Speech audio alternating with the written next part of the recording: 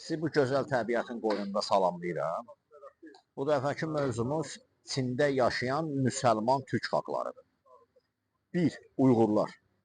Uyğurlar Çinin köhnə halisidir, lakin əvvəlki Uyğur etnosundan fərqli olaraq bu Uyğurlar bir neçə türk tayfasının qarışığındandır.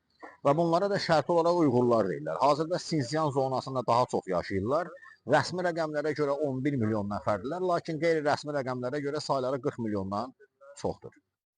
2. Özbəklər. 16-cı əsrin əvvəllərində Çin ərazisinə bunlar Sibirdən köçmüşlər. Şeybani xanın köçləri zamanı onların bir hissəsi Mərkəzi Asiyaya, o bir hissəsi isə Çinə köçdü. Hazırda əkinçiliklə məşğuldurlar və ümumilikdə 10 min nəfərdirlər. 3. Qazaxlar. 1750-ci ildə Çin və Qazax xanlıqları arasında olan müharibələrin nəticəsində xeyli Qazax ailəsi Çinə köçürülmüşdür. Və hazırda onlar ticarətlə, əkinçiliklə və bir xeyli hissəsi isə köçəri maldarlıqla məşğuldur. Rəsmi rəqəmlərə görə 2 milyondan çoxdurlar, lakin ümumilikdə 4 milyondan çox olduqları bildirilir.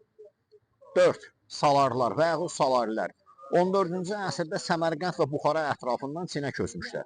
Hazırki dövrdə bağçılıqla məşğuldurlar. Türk xalqlarının bir qoludurlar və 300 min nəfərdirlər. 5. Tatarlar. Bunlar əsasən Rusiya-Çin ticarətində rol oynadıqlarına görə ailələrlə Çinə köçmüş və burada yaşamağa başlamışlar və ümumilikdə 4000 nəfərdirlər.